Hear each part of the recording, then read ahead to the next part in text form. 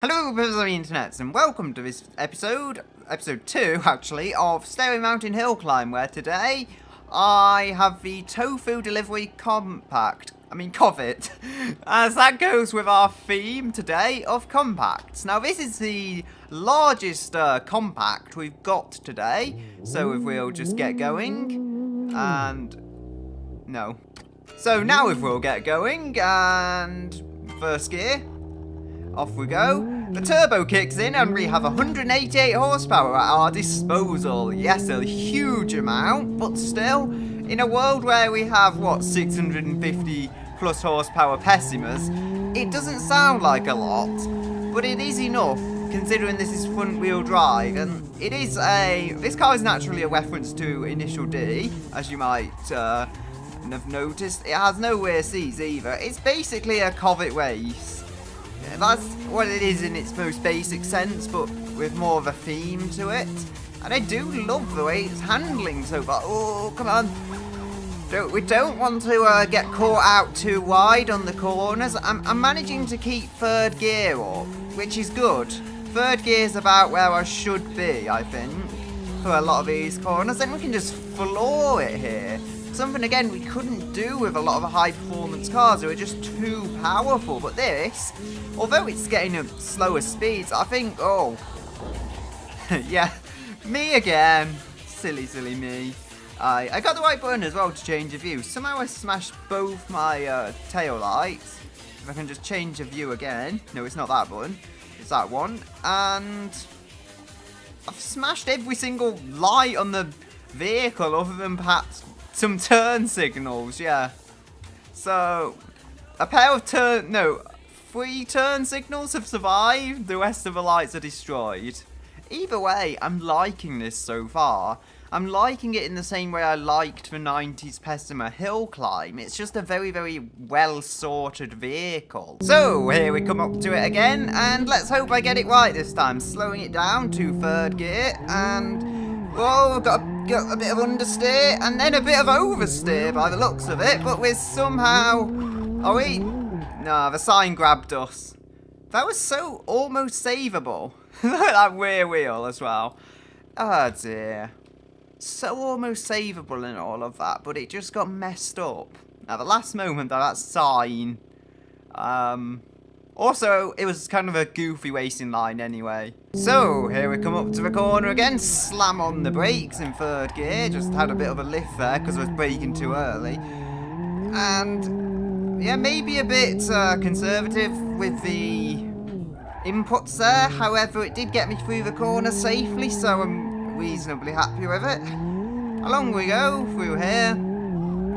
And yeah, you'll just hear the grating sound of tyres. But it is getting enough grip to get round this course, so I can't complain about it in that respect. And...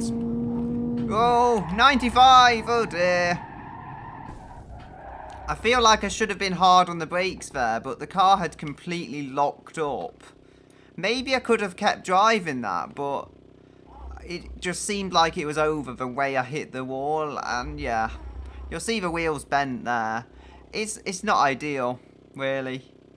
And we have actually smashed a turning indicator on the right-hand side this time. So, I think we're coming up to this straight again, and oh yes, let's see how much speed we can get out of it. Oh, 92. That's about as much as I dare, really, before I think I'll run into trouble. And we are getting round. I'm going to shift up there. I was kind of bouncing off the rev limiter, but sometimes I just let the car do that because it's a bit more efficient than shifting up at certain occasions. It's odd to explain, but it just is. So stay with me on it. That was very neat through there. This entire section is actually incredibly neat. Oh! Don't want to go off that side of the course, or the other side, actually. I just don't want to go off the course. Yes, you'll see what I mean, though. That was just wheel spin, so it was more effective to let it bounce off the rev limiter. If I shifted up, I would have probably been stuck out the turbo zone, which this does have, but being front-wheel drive, it's a lot less insidious than it is on certain other vehicles, which are rear-wheel drive. Oh, power! Yes, I'm going through with this, even if the car is a little wrecked at the rear. The front is where the drive is, so that's where I'll try. Oh dear. I don't know what I've done to it though. And I'll probably get called out on this lap, but all I can do really is try. Oh dear. Kind of got pulled to the side there. Yeah, it actually looks kind of cool parked up like that, I will admit. And we've smashed many lights once again. Covet's smasher of lights. That should be the tagline, really. Now, I don't know if I've done this part before. Probably have, or... As I say that, I don't behave like I probably have. I behave like I've not even done it once. But anyway, flooring it out of here. And... along we go. I think this might actually be where I've crashed before. However, onwards again we can go and accelerate out of here. We've got very good drive in the turbo. And just keeping it in third gear for the time being. Shift up now. That will give us potential to hopefully reach 100 miles per hour. Although I'm not holding out too much hope. Oh dear. I think I hit 99, but I didn't shift up quick enough, so that really affected it.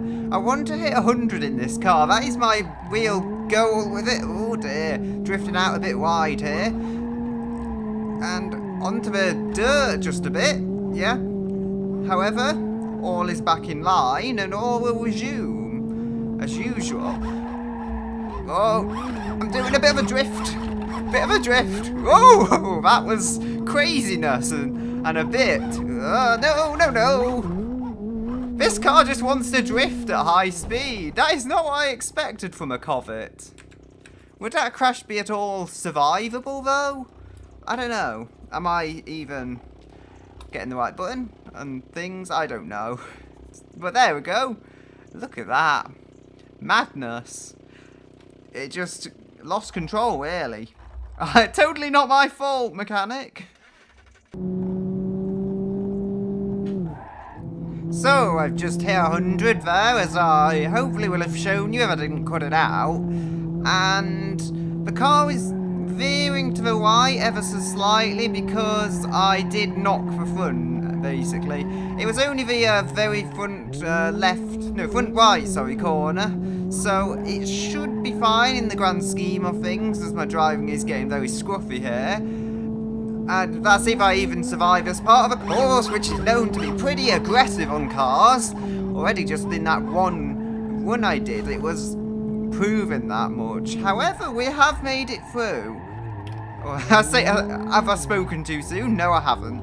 But I could have just hit that wall and spoken too soon. To be honest, I'm amazing the bonnet hasn't flown up in my face. It could do that at any moment as far as I'm concerned. Like, I don't know what's holding it down, even if anything, just war aero, presumably. I have hit 100 though, as I said, so that's my main goal, I think, as to what I want to do with it done. And off-roading we go. Yay! So, this vehicle, it kind of likes drifting when you get it up to speed, which I guess isn't surprising given that it's an initial D style of vehicle. I think it's just tyre grip, really. Oh no. This one is messed up now. Honestly though.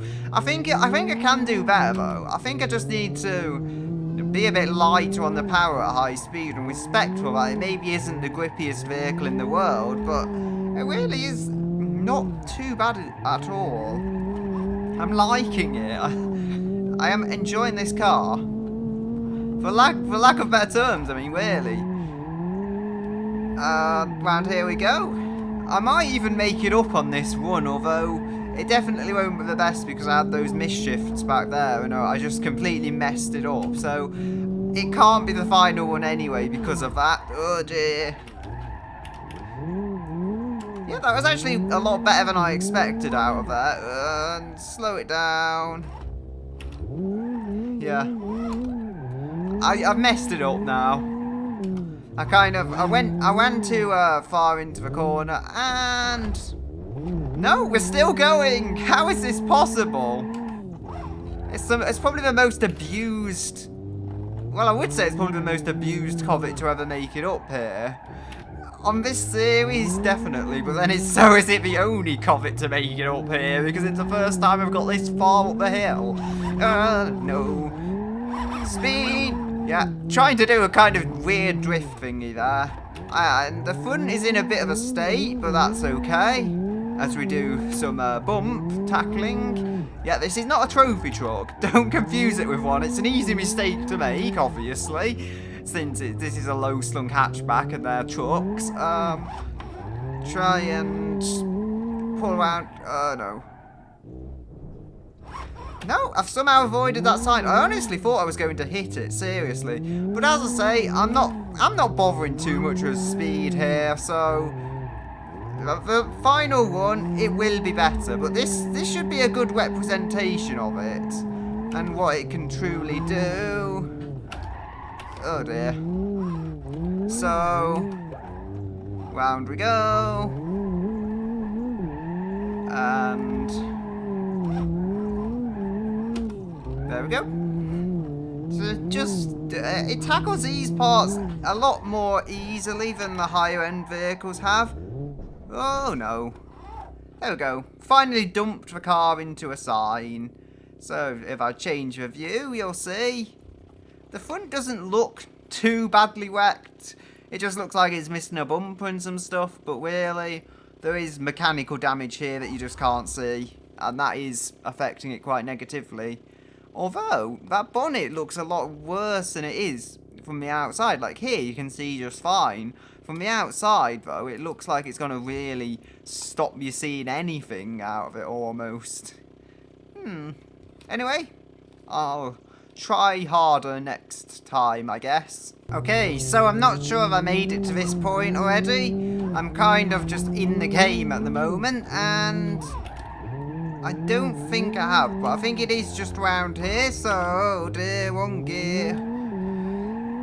So, all I need to do really is just get round. Basically, the problem here I'm facing right now is second and third gear aren't quite right. I need a weird place between second and third, or to just hope third does it, and that's not going to work. Like you'll see there, I somehow shifted back down to first, and that wasn't what I wanted. I've actually had a remarkably clean one this time. It's taken a while to get everything just to this stage where I can get a clean one, but I am having a remarkably good day with this. And along the car pulls, along the dirt. That's the good thing though about front wheel drive. You can pull along the dirt and it doesn't really matter. Well, here I think it is the vicious corner that caught me out before. However, as I say, it's a cleaner one, a cleaner car, so we should be good. Oh, we're going to go across the dirt just a bit. Oh, bit of off-roading. Never hurts a Covet. It's good enough at this stuff. And try and accelerate through here, yes. I probably shouldn't have shifted up so soon, but I did, and it works. No, second gear. Try and get a bit of drive. That's just where this car is really going to hurt. I can feel there's no turbo, and we have no all-wheel drive to kind of compensate for the lack of turbo. I'm not sure if I dented my wheel out on something back there. The car feels like it's driving fine, although it could just be that there's so close gears that I'm not noticing. Yep, here we have a big rocky wall, which means we're getting close to the finish line. Second gear, I'm going to keep it in second round this part. I think it may be veering to the left, but I think we may have just knocked a wheel out. No really major damage, so yep. Again, that was very close to the wall. That was actually just a spark, so I must have just had a tiny impact, but that's so tiny no one's really going to notice, if that makes sense. And here we are. Yeah, again, veering to the left from those knocks and bumps, but no major problems. And across the line. That's not too bad a time, but I would have expected better, honestly. If we just look here, we'll see. Oh, it doesn't show the car, but Miramar track, so slightly slower than the Miramar. Considering it's less powerful, I guess that's where we'd expect it to come. Really? It didn't do too bad considering the turbo lag then and the fact that it's less powerful still. As for the damage report, well, nothing really to report on here. As I said, it was a remarkably clean one, so although we had some very minor impacts near the end, it won't have really affected the time. I mean, it might have taken a tenth or even a second off a time, but nothing too major in the form of things. And I think, as far as compacts go, this was a very, very good start to a hopefully good episode. Today I have what is almost the most Core 2 duo vehicle of BeamNG. It's got chrome, it's blue, and it's got a lot of white on the interior. It's even got a white roof. However, I would have used the rotary version, but it overheated, and that won't do in a hill climb vehicle. We also have a brown steering wheel. If only it was actual wood, that would be nice. That would make it even more of a Core 2 duo vehicle with all the wood. But yeah, for the time, this isn't bad. It is also a ladder vehicle. Oddly, despite the category for today being compacts, I have got a pair of ladder vehicles and a pair of unitaries, and I also have to reset it because the start wasn't there. And oh, no one saw that overrev damage. Yeah, I got used to more modern vehicles, and then suddenly you get overrev damage in something like this, which you just don't get in more modern cars. You see here, it's actually picking up a decent turn of pace. Not the hugest amount in the world, but I could see worse, that's for sure. This is a vehicle that I think is going to come out pretty slowly, but it depends. If I get big HGVs and stuff to go up the hill, it'll definitely beat those. It's not that slow, it's just, as far as road cars go, it's nothing really special. You'll see here, this has got the 1500 engine. It's got the biggest standard engine below the rotary, which, as I said, overheated. So, you know, I'm trying here. I'm trying, everyone. And, oh no, I'm taking this corner terribly there. You just saw me go out wide. Now, from what I've experienced with the rotary, it has been a reasonably tippy vehicle. However, only if you get it at the wrong point. If you drive this normally and avoid any potential to crash, you know, nothing will go wrong. It also, I'll admit now, does handle very well. It feels like a very nicely balanced car. You wouldn't expect it, but it just does. There's enough grip available, and you can just chuck it into corners, really. But again, as I say, don't get carried away. It will tip over if you're not careful, as I have had it tip before. And yeah, as if to demonstrate, we have a very sideways Satsuma. Also, it's painted under the engine. Well, the entire engine looks to be painted blue. Does this have a Core 2 Duo engine bay? Please tell me it does. If I just what's on it? Oh no, I'm wrecking my car. All I want to do is get the bonnet off so I can just take a good look at that engine. Yeah, it is blue. It's an inline 4, as you would expect from most kind of older Japanese or European cars. But there we go. I do need to hopefully climb the hill again, though, and get to where we've tipped over. Well, so I think this is where I tipped over before. I'm still going a little wide, but I've managed to maintain the line I should have taken. And, yep, I'm actually able to change gear. Before, it was having an odd issue where it wouldn't shift into first gear on this one. I'm not sure what that is, but, you know, it gets going and it gets round the corners, so I can't complain now. And into second, trying to hook the inside as much as I can without really provoking the car to tip over, as it could. You know, it could very well tip over by this stage. I don't entirely trust it, really. I was revving it too high there. I should have been watching the kind of RPM meter, tachometer, I think they call it. And over the bumps we go. You know, it's not as bad over the bumps as you would expect. But that's, having said that, I have just been in a stiffly sprung Covet, which, although it wasn't the worst thing in the world, I mean, I'm sure there's much worse and much better cars than that to drive, and this is presumably just one of the better cars to drive over bumps. The Comet wasn't the easiest thing, but it, you know, it did have an easy enough drive to it, and this is easy to drive, even though it's rear-wheel drive, so that's something. I think it's just too underpowered, though, to be honest, to be vicious. If you throw power at it, it might get vicious, but it does feel well-balanced. I mean, these do feel like well-balanced cars. As I say, it's really too low power levels to be called here, as I get very close to that wall. And yeah, the radiator is at least keeping this engine cool. The rotary, it was getting pretty hot by this stage. Again, hugging inside about as much as is realistically possible, because that's how I think we can get speed out of this. Although I don't have power, I do at least have controllability. Third gear, 80 miles per hour was what I was targeting, I think, with the rotary version. But can we do it in this? Probably not. Probably 75 is the very maximum we can achieve. Come on! Nah, it's just not going to do it on this straight. Nor will it, I think, on the next one. But I could be wrong now. As I say, we do have more control. It does have a 4-speed transmission, however, and I'm not seeing 4th gear. Come on, the Covet I was able to get into 5th gear. And let's hope it isn't near as vicious here. You'll see here, though, I am just going smooth, because that's the best way to get the power. I am flooring it as well, but it just doesn't have the power to be vicious. Even if it wanted to be, it couldn't be, because I've got the best part of, what, 70 horsepower in this, I would imagine, and that's not exactly conducive to a crazy high speed, especially not uphill, where we may be going now. I'll shift into second to try and get around this corner. I'm flooring it at the moment because I know there's a straight round here where we can try and get our 75 miles per hour target. And oh dear, as I say, over rev damage. We don't want to rev it too high.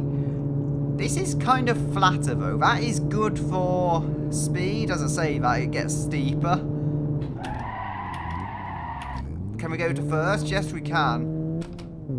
First was pretty relevant there because it was a very low speed corner, and it just can't compete with anything that's been on the leaderboard so far, other than perhaps the Legrand, which was a very, very scruffy one. And that voice scared me for a moment there. Like, I'm sure I heard something screaming out of one of the buildings on this map, but it was almost too real.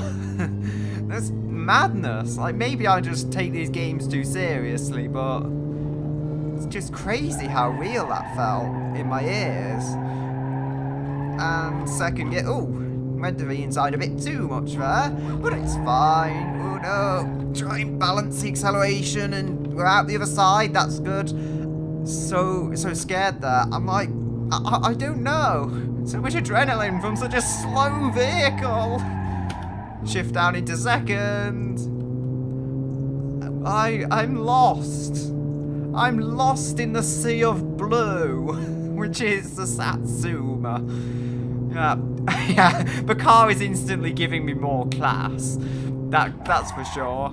I don't know. It's just a very calming experience, yet at the same time, I've got so much adrenaline for trying to drive the thing quickly. Oh dear, it's just bouncing wheels into the air. Oh dear. Bouncy, bouncy. And it's not really a bouncy car though, as you'll see. It is for the most part pretty well planted and grounded, but it's me finding a way to mess with the suspension on any kind of test circuit, I think. You know,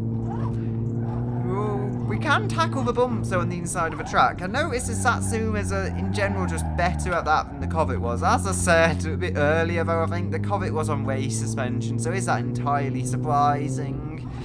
Probably not. Flooring it round here because I know the vehicle can just about take it, and yes it can, but it didn't really like finding grip there as I did floor it round the corner. Ooh. I had to tap the brakes just a bit there because I didn't want to fly into the sign. And again, second gear is happy gear. Oh dear.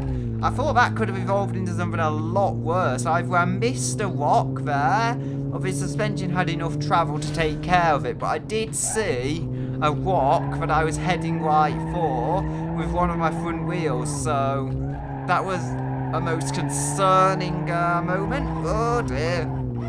Come on. Second gear again. It's only second gear, but I have to push so hard, and I have to work every bit of steering out of this. Try and fight whatever understeer may find its way through the car's chassis to me, and you know, it always keeps me on edge, which is weird because there's just no power here, and you'd think it would be kind of intimidating, if anything, even with a low power, but it's not intimidating. It's not the rear-wheel drive having such narrow tyres and being intimidating as a result of it. It's being understeery, but understeery to a point you're always questioning, can you carry this much speed, or is it too much? Can you accelerate here, or will it veer off? It's just getting the balance right is really the difficult part. So there's the big rock wall. We must be getting there. Oh dear. I feel like I pushed it to the inside too much there, but I did get through, and I don't think I scraped anything, so that's always positive. Again, with that sign, it's just every little bit of scenery, it's so intimidating. And along we go, onto the dirt, just ever so slightly. Try and slow it for it. Yes, accelerate, accelerate, accelerate.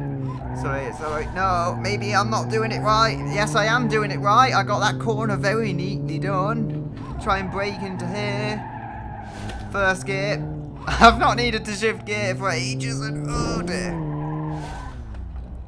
That was a slightly odd finish, to say the least. And it's slow, but we have beaten the very scruffy lap I set with the Legrand. Well, what's to say, I wasn't expecting it to be quick, and it wasn't. Oddly, we caught one of the front tyres. I thought it was a rear tyre. But hey, it's across the line now. Who cares? It's all done. And we can move on to our next vehicle. You see, amazingly, yeah, again with the damage, other than perhaps some bumper damage and the tyre that I lost, it's a pretty immaculate vehicle. And that's for something I was pushing it very hard. It only took 2 or 3 runs to get it to the end. Is that damaged yet? I think it is ever so slightly. You'll see, it's just, I probably dented that on a sign or on a wall and got away with it. It's just, that's the balance though. You have to balance everything with this to try and get every bit of that power from it. I actually have all my graphs and stuff up here, so yeah, I've shut the engine off. That's always a good start. But if I shift down to neutral, I can see, yeah. I don't think we even have 70 horsepower out of this, so it's not powerful. On to the next vehicle. Okay, so here we have a little orange monster called the Maluch Tuned. I believe this has around 80 to 90 horsepower, so let's call it 85.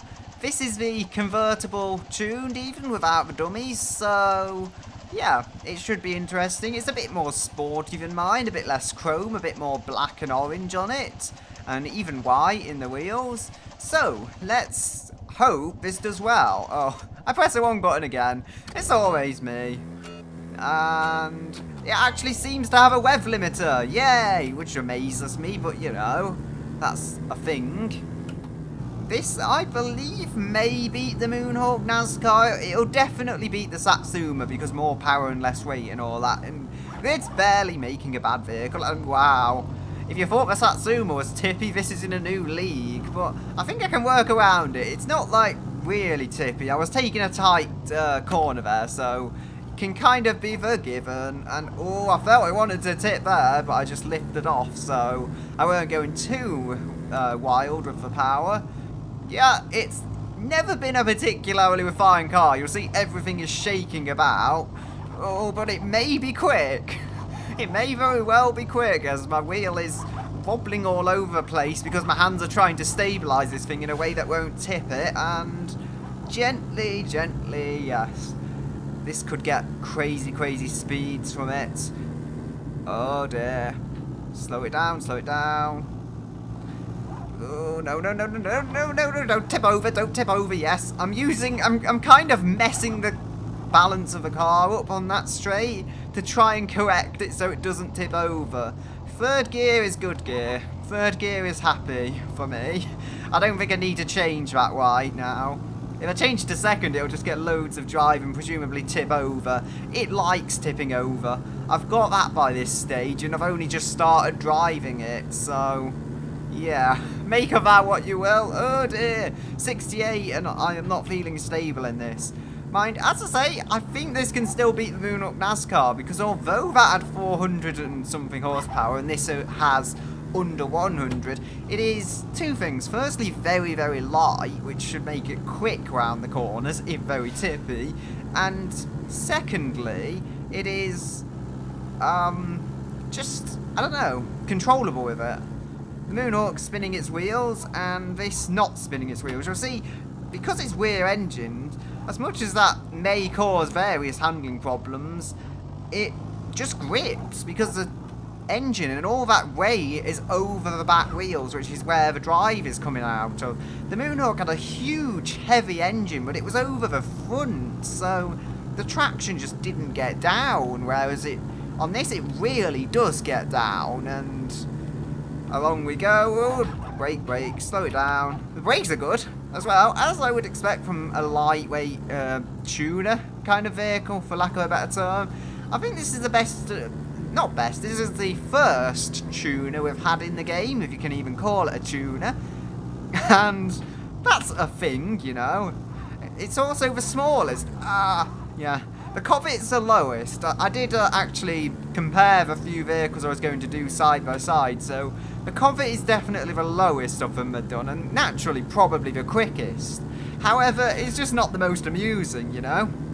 Hence why I'm using this third, and I don't know, I was going to use the rotary Satsuma, so that would have been a bit more interesting than the Covet, but I don't know. I still find it a bit more interesting than the Covet, even though it's not technically a better car. And then the Covet was first because it was the most boring of them to me. I don't mind the Covet. I still like it as a car. I just don't find it as interesting and as goofy, would I say, as many of these other vehicles. And I go for a bit of rallycross there. Like, gentle, but not too gentle, but not too harsh. There is what I want to do, because I want it to kind of go over the bumps and everything and the dirt and whatever else. This isn't going really any quicker than the Satsuma. Odd as it might sound, active downforce and all that, oh dear. You'd think, wouldn't you, though, being more powerful than the Satsuma, or potentially more powerful at the very least, it would go quicker, but it just doesn't seem to do that. As I accelerate, yep, it doesn't mind having two wheels on the dirt, actually. That could mess up some cars, but oddly it doesn't mess this up. And this is, what, the first one? It must be quite easy to drive then.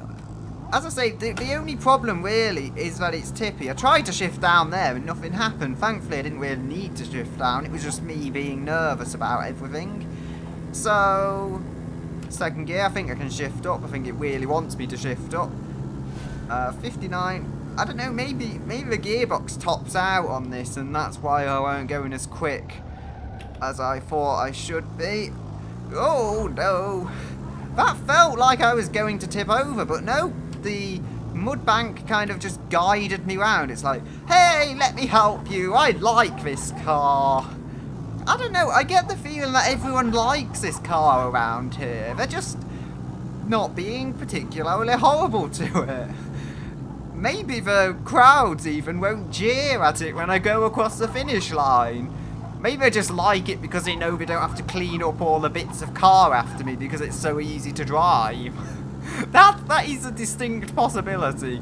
The Satsuma amazingly tipped over before this, though. That's something you have to bear in mind, whereas this doesn't tip over, and what it ultimately amounts to is the Satsuma understeered into an awkward position. This, although it's a lot more tippy, it just doesn't have that same understeer, so I just don't end up getting kind of forced into that position that the Satsuma was forcing me into. And it feels excellent round these corners, if not particularly quick. I just love the sporty feel of it. And even the challenge of stopping it tipping over is definitely something.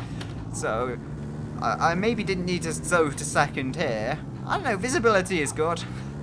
What more can I speak of? Yes. Oh, I'm trying to balance it here.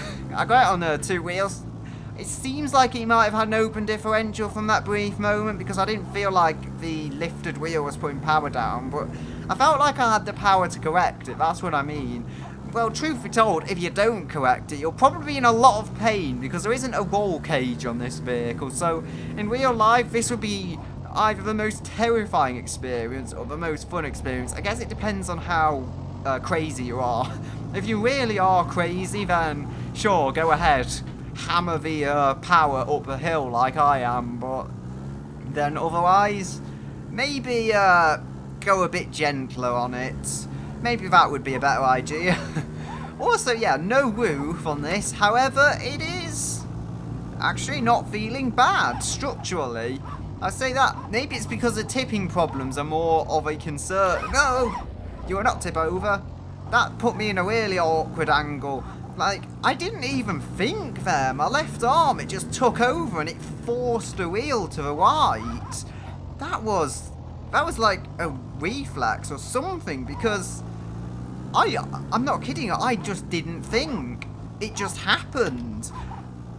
And even my body just wants me to get this car to the end. And so it will get it to the end. Hopefully. What's the time? 7:50. I don't think we're going to be first, that's for sure. I don't think we're going to be second or anything either. So it's not the quickest car. I have to go a bit gently around there because if I did tip it, I couldn't just reflex action to the right again, or I would end up in a sign. I don't know, I guess it's safer technically than tipping over because there's no roll cage on this, but maybe not the ideal situation still. And we're getting very close to the finish line! Oh dear!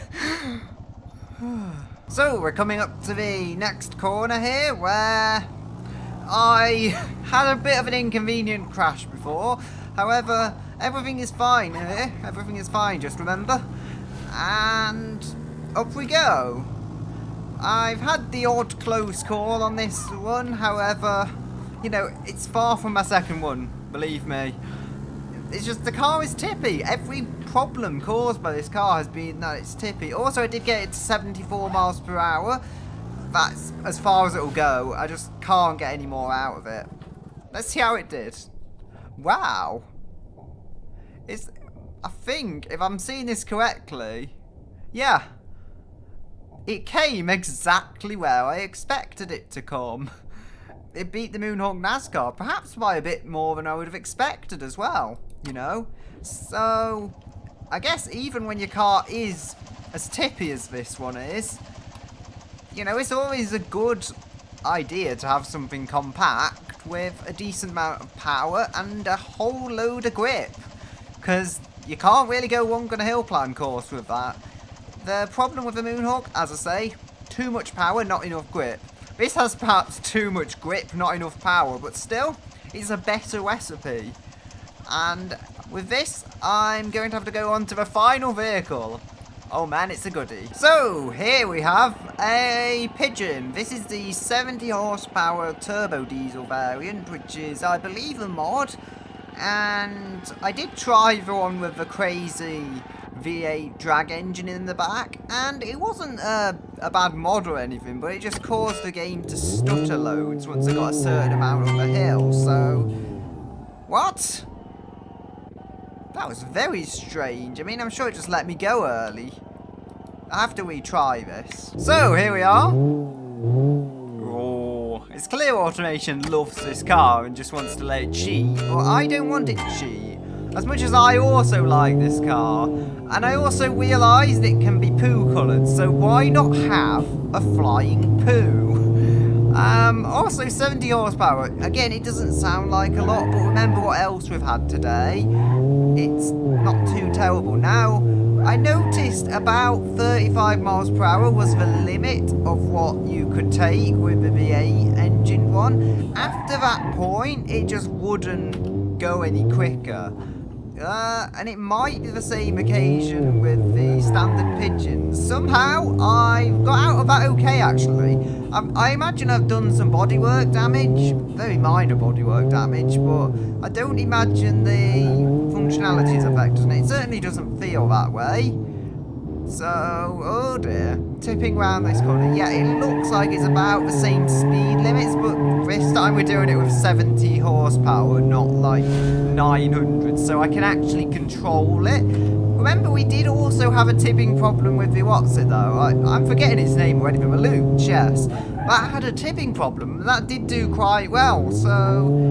You know, we could beat the Moonhawk NASCAR. I mean, I guess that is really the target for any of these cars to be, and all of them so far have, apart from the Satsuma. If it was the Rotary, to be honest, there's a good chance it would have, but that car overheated, so I just couldn't use it. Yeah, same reason the drag version of this just had crazier problems with causing the game to stutter and all that. And it would eventually just get so bad and it would be untimeable and unusable. So, you know, that can't really be done. Third gear, too fast, I'm guessing. I smashed it into there, but I think where I smashed it, it's okay. Well, I can at least try and get it to the end still, since nothing seems really majorly damaged. Oh, I felt a wheel lift there off the ground. That was not the most reassuring. Accelerating through here. Oh dear, I probably shouldn't be, but I am. And I managed to somehow keep it on the road. Oh yes. Second gear, try and keep it down. I think I'll... No, it won't let me shift to first, but second is good enough. Flooring it into here. I think on this section out of it I can go to third gear.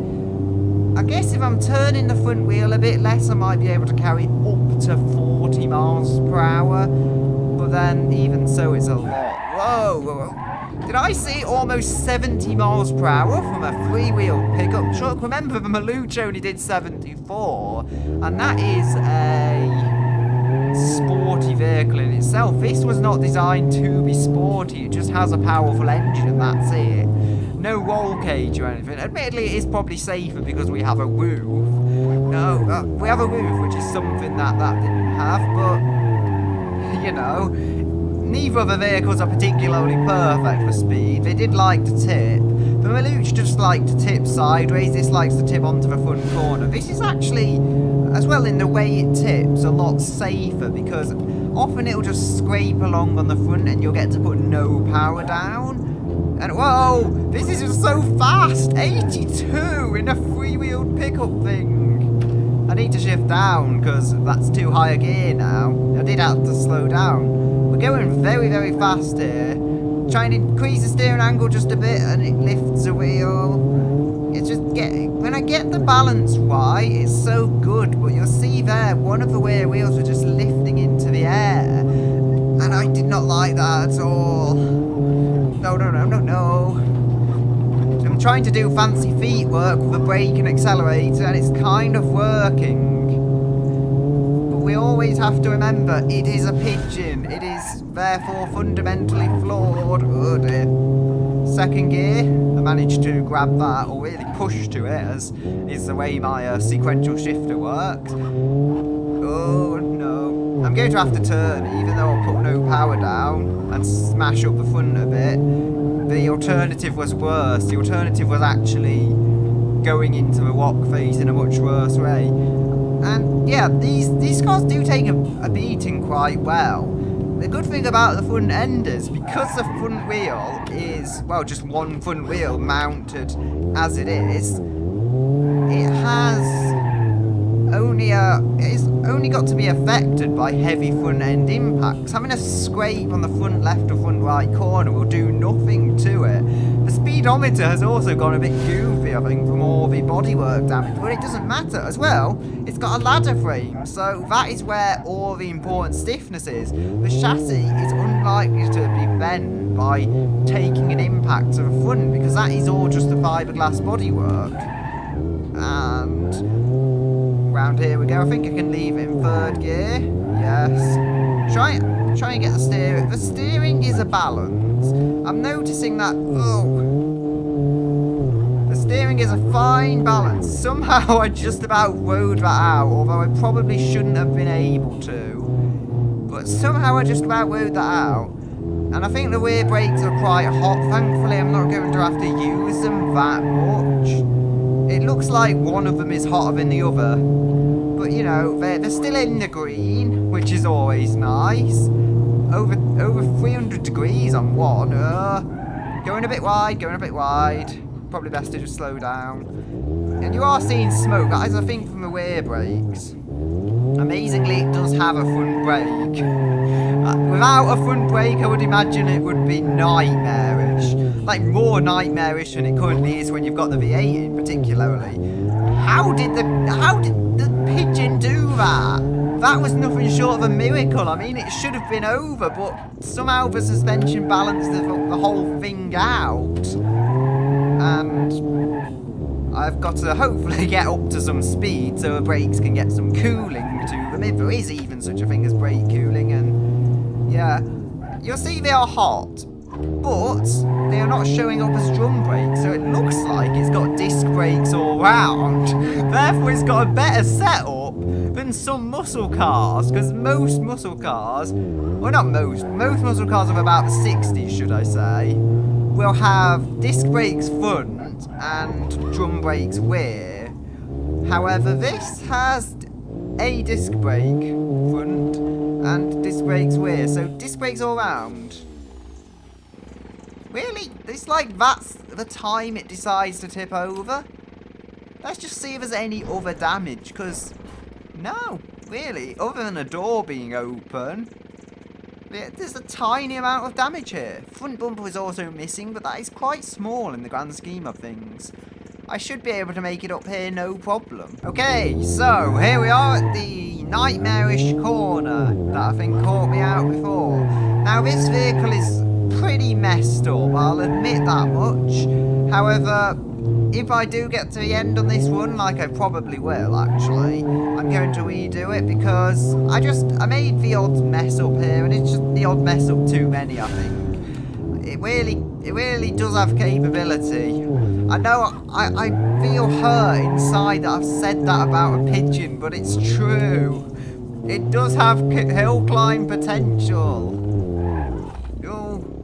Yeah, that's what I mean though, but I just won't mess up too many. If I smoother in places like that, I could pick up quite a bit of extra speed from it just by being smooth onto the power out corner. And ow. I don't know what's happened here, but I'm pretty sure whatever damage there is not mechanical, so I'm going to keep going. I'm going to keep going, regardless of the fact that I can't see anything. Oh dear. Right, if I slam on the brakes, yes, I can see again. I can see again. Hooray. That shouldn't be an achievement. And hey, I think I can see the frame. That block face really did aggressively attack my front chassis. Well, it tried to attack the chassis. It didn't necessarily get through to it, but you know, the bodywork is just really crushed around it. I mean, I can see that much now. That's the part that holds the radiator, remember. So the radiator is well protected. It's in kind of its own thing, but it's more exposed than it was. Yeah, I was headed for that wall. I need to be careful. Around a lot of these corners, I'm just trying to carry too much speed, and that is hurting the vehicle overall. Mind, I think thankfully the bonnet is kind of latched into place now by all the other bits of damage around it, so that should stop it at least flying up into my face again and stop me seeing a thing. Whoa.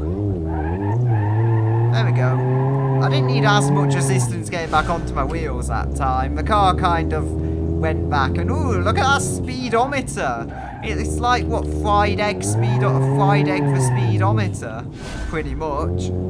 Slow it into here. And as I say, this won't be the final one because I can do better.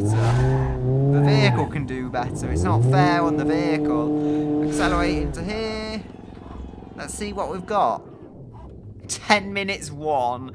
Yeah, it's... How is this? It's still faster than League 1. I mean, both were scruffy ones, but the fact that a pigeon beat it, of all things... Pigeon's less powerful too. So there we go. The pigeon has finished, and I believe it tracks 100% straight after all of this. Also, looking at the damage, it looks oddly like something out of The Simpsons Hit and Run. That's what I get, kind of that era of game, I guess. Street Legal Racing Redline, or something of that nature, of that era. Yeah. You can see the engine. It's hidden right back there. Tiny little thing. Unlike the V8 version, where that just has a huge V8 back here. And yeah, leaf swings on the back. What looks like some kind of a strut on the front or double wishbone. I think it's McPherson's strut to keep things down in price, but I could be wrong there. 3 lug wheels, and that's all you need, I guess, to make it up. Although you won't make it up necessarily very quick. I still think this will beat buses and trucks and such like that will make it up. Although technically it is a light duty truck itself. I mean the heavy duty T-series and such like trucks. Okay, so I think we're coming up to the finish line now for the second time, and let's hope I'm about 30 seconds quicker. I don't know for certain how much quicker it will be. I'm sure it will be quicker, even if it is only by 5 seconds. I mean, I can hope it's a lot, but it shouldn't be, because it is, after all, a pigeon. Also, this one seems to be green, and not the same colour as the other one, but we are across the line, despite a very wonky end section, and yes, it is 9 minutes 30. Wait a minute. We beat the Satsuma in this. That is craziness. We're still a long way off the Moonhawk race car, don't get me wrong, but the fact that we've beaten a Satsuma in a pigeon, that's not bad at all. But anyway, I'm going to leave it here with the mighty pigeon, which has 1 crumpled corner. I had 1 impact and that did that. And the rest of the run was actually very, very clean. So I'm going to leave it here and say, until next time, goodbye, until another day.